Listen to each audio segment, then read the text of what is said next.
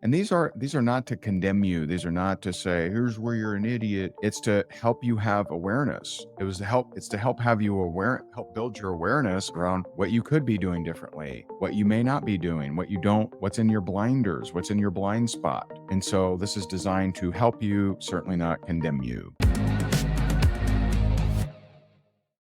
Today we're doing 21 reasons you aren't making more sales. Okay. A little different. All right. Here we go. 21 reasons you aren't making more sales. Number one, and this one is at least this first one is in order. This is the number one reason. Okay. It's not the only reason. And just like yesterday, some of these aren't going to resonate with you. Some of you aren't making these mistakes. Okay. But I'm willing to bet that if you aren't making the kind of sales that you want to be making, that 2, 3, 5, 10 of the reasons that I'm going to bring up today may hit you between the eyes. And you may see, oh goodness, oh wow, I needed to hear that. I saw a lot of comments that were like, ooh, I needed to hear that yesterday. And so I'm sure we'll see that again today. All right. Number one, this one is in order, just number one. You aren't asking enough people. So the number one reason you aren't making more sales, you're not asking enough people, period. That's the deal. That's the problem. That's the biggest problem. If I could give you one instruction, it would be say less to more people. Don't care if they join you or not. Don't care if they sign up or not. Don't care if they buy or not. And just talk to more people. That would be my number one piece of advice. If I can only give you one piece,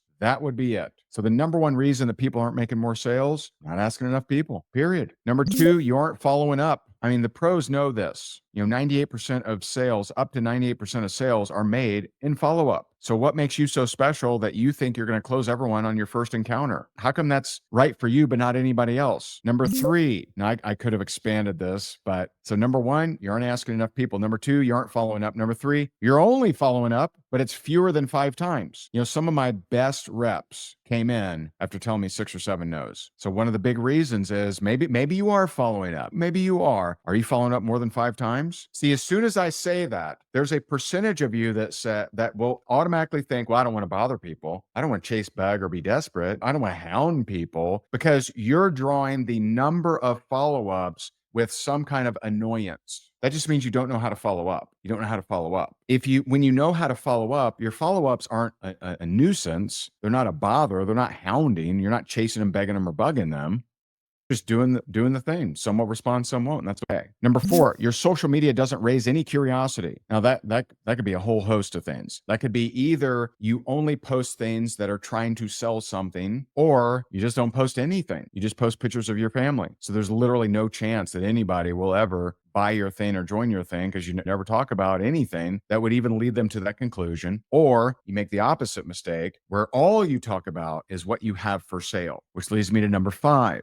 Number 5 reason, this isn't in order, by the way. Number 5, you think what you sell is your brand. You think what you sell, I am shampoo, I sell shampoo, I sell ketones, I sell CBD, LMNOP, right? That's not a brand. Your brand isn't what you sell. Your brand is, who do you help? How do you help them? And why should they listen to you? And you don't have to be the expert, but it does help to be an authority. And an authority is someone who's experienced things. So some of you are an authority. Some of you are an authority around getting out of tough relationships because you've done it. Some of you are an authority of getting out of tough times because you've done it. Some of you are an authority of overcoming grief because you've been through it. Overcoming trauma because you've done it, right? That's an authority. You may not be an expert. You may not have studied it for years at a university or something, but what you sell is not your brand. How do you make people feel? How do you help them? How do you add value, whether people buy from you or not? All of those things help you increase your sales. Has this been helpful so far? Number 6, you spend way too much time on the wrong prospect.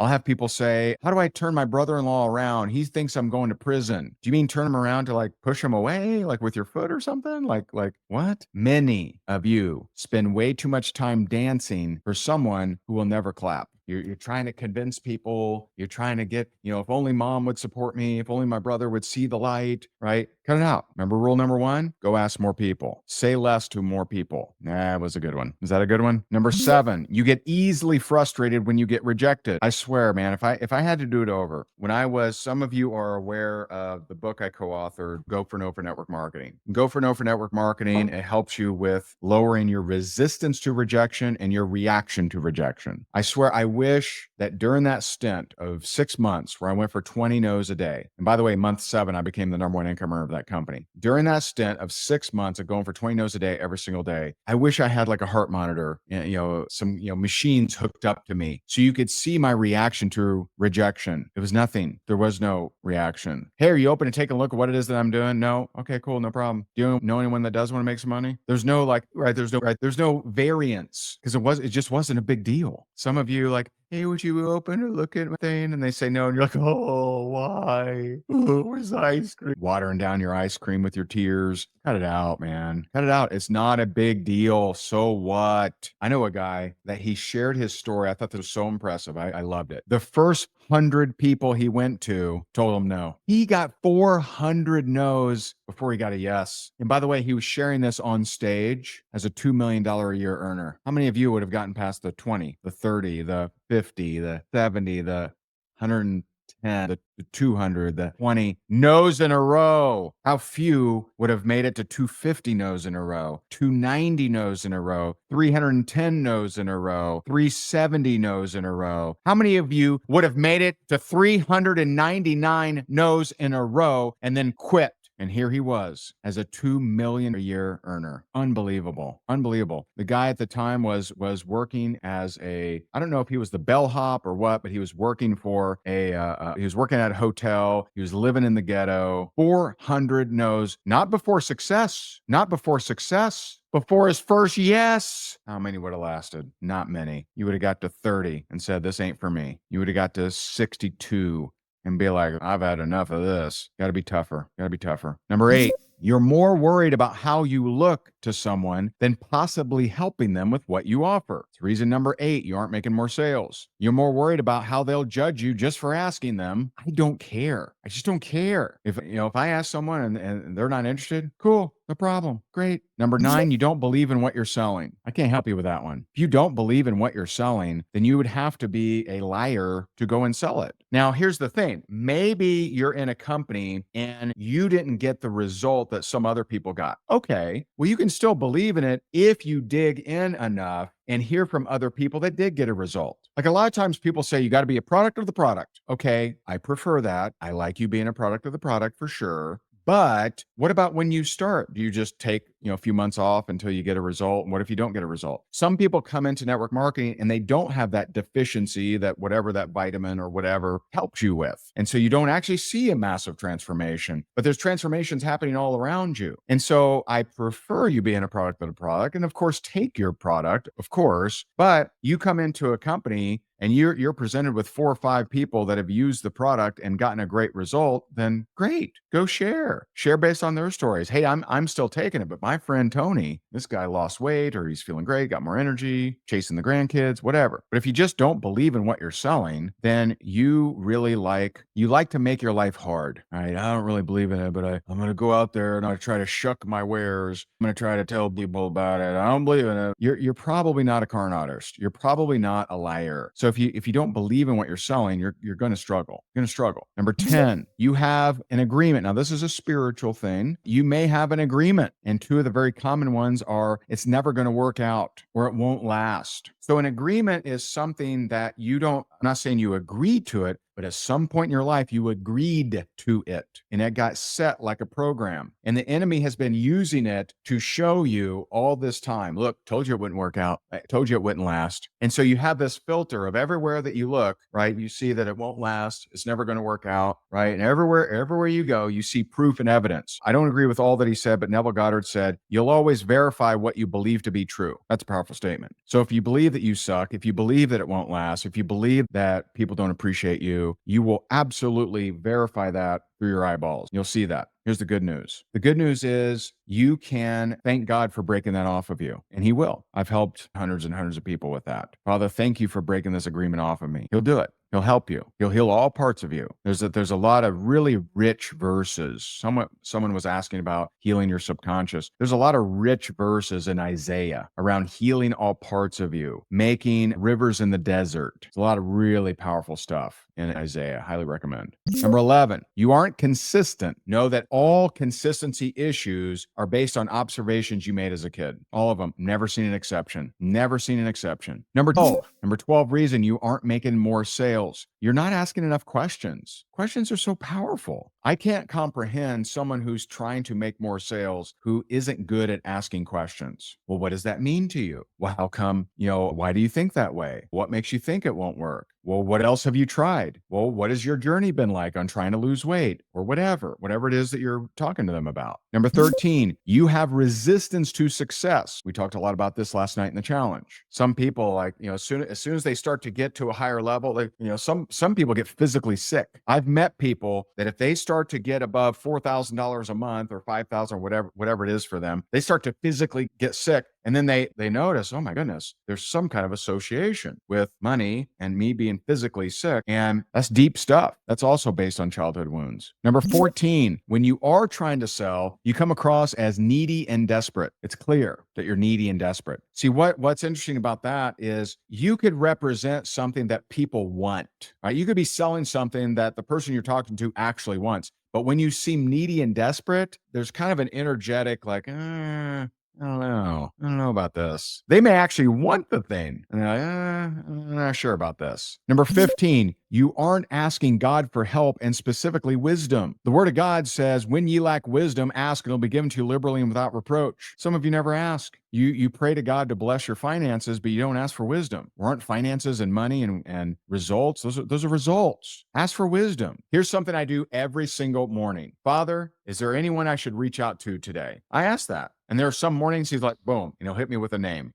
Okay, you got it. I'll reach out to them 2 times. And one of you are actually on here, my friend Chris. It's his birthday, actually. Happy birthday, Chris Bertini. So check this out. Chris Bertini on here. It's his birthday. Tell him, say happy birthday, Chris. One morning I say, Father, is there anyone I'm supposed to reach out to today? Chris Bertini. Okay. I reach out to Chris Bertini and say, hey, just checking in on your brother. I forget what I said. Is there anything I can pray for you about or whatever? And he responds and he says, dude, I can't believe you reach out to me. I'm like, why is that? He said, last night he prayed to God and said, God, if I'm supposed to be a sponsor of Faith Over Fear, have Ray personally reach out to me tomorrow. How good is God, man? How good is he? By the way, that was the second time something like that happened. My other friend, Mike, same thing. He's like, God, if I'm supposed to work with Ray on this project, have him personally reach out to me the next day. And that next morning, I didn't know either of them did that. But the next morning, I'm like, God, Father, is there anyone I'm supposed to reach out to? Mike. Okay. I reach out to him. He goes, I can't believe you reached out to me. Why aren't you doing that? He's a good father. He delights. Psalm 35:27 says he delights in the prosperity of his servant. So if he delights in the prosperity of Matthew 7:11 talks about how he is a perfect father. So you, as a regular father or a regular mother, or that you're doing the best that you can, don't you want your kids to prosper? Don't you want your kids to do well? Now, his mission, which is much more powerful than how we can operate, we do the best we can. His mission is to always grow us. That's his nature. His nature is to always grow us. Why aren't you asking him for more wisdom? Why are you just relying on your own logic? Why are you walking by sight, not by faith? Number 16, you lack a vision of who you will be once you are successful. Now, last night we did in the All Access Pass, we did a very powerful exercise around this. And either you got to feel really good and powerful and empowered and emboldened, and you got a new routine now, or it was revealed to you why you aren't creating more success.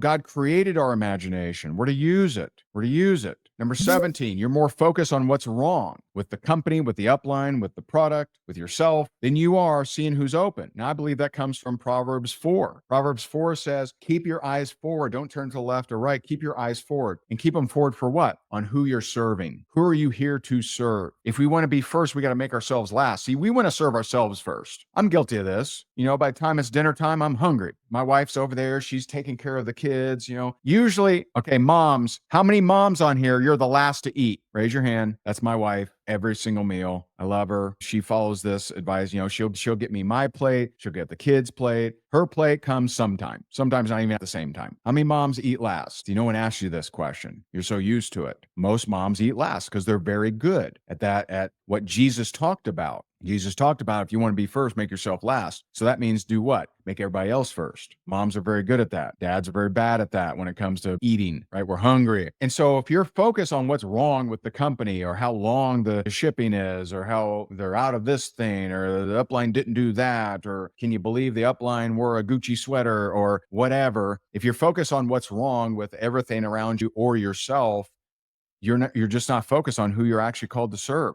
Serve people as best as you can, whatever you got, wherever you are. That's the advice. Number 10. Now, this one's going to hit you between the eyes, and I'm willing to bet, I'm going to throw out a number here. I'm willing to bet this affects, man, do I say it? Do I say it? I believe this affects 60% of you. And you would never guess in a million years that it would be on a list of 21 reasons you aren't making more sales. Who's ready for this? This is going to mess you up. You ain't going to like it. Not going to like it. By the way, who needs to hear this? Tag somebody. You ready for this? This one you're not going to like, but it's true. I saw it in my own life. Your success may be stunted due to your lack of forgiveness. People ask me that know my story, right? So, 2009, I'm dead broke, divorced, in foreclosure, $1 million in debt. And then it was within 5 months, I was at 10,000 a month, 7 months, 40,000 a month, 10 months, 50,000 a month. And people ask, well, what was the switch, Ray? What was the switch? Was it a script? Was it a video? Was it a strategy? What is a hashtag? Do you know what it actually was? It was forgiving my dad. Now, this is biblical. Let me show you. Most people don't catch this. Mark 11:24 says, when ye pray, pray as if you've already received. Mark 11:25 says, and that's how it starts. So Mark 11:24, Mark 11:25 starts with the word and. That means they go together. So when ye pray, pray as if you've already received. Let's just contemplate that for a second. Okay, that means there's something I want, and I'm to be in gratitude as if I already have it. Got it. Hopefully that's your translation as well. And okay, so this must apply to that request. This must apply to that previous verse. And when you stand praying, forgive anyone of anything so that your heavenly Father can forgive you. Forgive anyone of anything? Unless they cut you off in traffic. Doesn't say that. Unless they abuse you as a kid. Doesn't say it. I'm not making light of that. One of the most powerful days of my life is when I reached out to my stepmom and I told her I forgave her. One of the big changes in my finances was when I forgave my dad. What you want in this life may very well be associated. The reason that you don't have it is due to a lack of forgiveness. See, we want God. We love, John 1 or 1 John. Is it 1 John 1:9, I believe? 1 John 9. Anything that you confess, he'll forgive you. Right? We like that. Yeah, baby. I like that one. I like me being forgiven, but it is not worldly to forgive those who aren't sorry. I'm not saying forgive those that are sorry. I'm not saying, forgive those once they apologize. That's not what the Word of God says. The Word of God says forgive anyone of anything. So while you stand praying for that thing that you want, whether it's wisdom, results, abundance, prosperity, perfect butt, whatever you're praying for, right?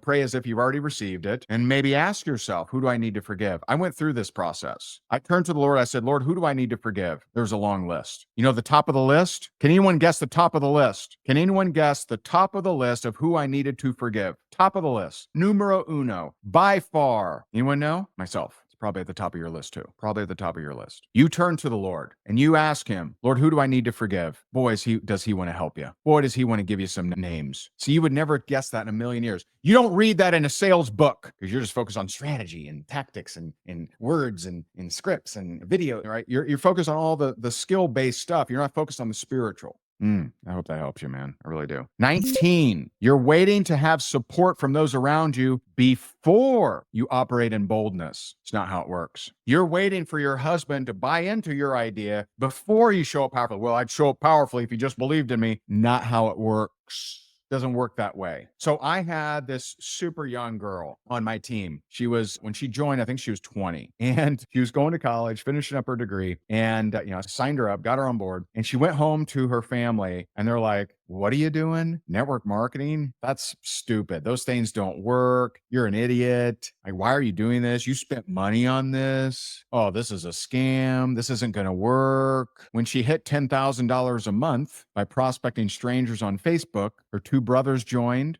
mother joined, and her dad didn't join, but he created her a little spreadsheet. And I know this because that's my wife. We were dating at the time. I got to see her overcome all the close people to her, not believe in her, not believe in the thing. She did it anyway. She did it anyway. And then they all rooted. Yay, we knew you could do it. You're amazing. Stop it. Stop waiting for people to support you for you to operate boldly. If you're, this morning in Rank Makers, I talked about if you want to 10x your results, 10x your energy. If you're not operating in boldness, you aren't getting the results you could be getting. Number 20, you're being ruled by this phrase, why bother? Why bother? Why bother? What does it matter? 2 Corinthians 10:5 says, take captive every thought. Take captive every thought. You need to catch that one. Your why bother is costing you a lot of money, and it's also costing you a lot of impact. And you're a child of God. You're supposed to be operating in excellence. In excellence. 21, you aren't actively investing your time and money to improve your skills. Now, that's not true of those on here. You have at least invested your time to be on here for free video, right? You've at least done that. That's a start. That's a start. And 22, because I always like to over deliver, you have low energy. I talked about this in Rank Makers today. You got low energy. Have more energy in the marketplace. Be more generous with your energy. And guys, I got to tell myself this every morning in my prayers. I got a pretty long list of prayers. One of my prayers is, Father, thank you for giving me more energy in all of my communication so that when I'm at the grocery store, I'm not just dismissive of people. I'm not rude to people. I'm not, I'm not rude to people, but a lot of times I'm in my own little world, in my own little phone, and maybe that cashier is having a bad day. Maybe someone needs to pray for her. Maybe that waiter or waitress needs someone to pray for her. And you know what? The times that I've taken the time and been generous with my energy to do that, there's been some amazing things happen. Twice I've had a breakthrough with a waitress. One of them, her name was Jessica. She's up in Sarasota. I forget the name of the restaurant. It's a seafood restaurant. And I said, hey, is there anything I can pray for you about? And she goes, pray for me? And she said, my son died 2 months ago. I'm like, oh, I'm so sorry to hear that. And I knew in that moment, God had sent me into that restaurant to pray for her. And so I stood up, I hugged her, prayed with her, left her, really nice tip. I got out of there before she could see it, because that's always awkward. If you were just more generous with your energy, results would come to you. Sales would come to you. People would be attracted to you. People would share your stuff. And so I hope this is helpful to you. 2 reasons you aren't making more sales. Feel free to tag someone. If you know someone that's in your team or your friends or whatever, and they are vowing that they're going to thrive, okay, well, share this with them, and they'll see some of the mistakes that they made that they don't want to repeat. And so I appreciate you so very much. Feel free to share this with anyone you think might be helped by it, and I am just rooting for you. So God bless you. God bless your family. May God, bless you in the work of your hands, and I'm just so grateful for you. Thank you for being on here, guys. Bye for now.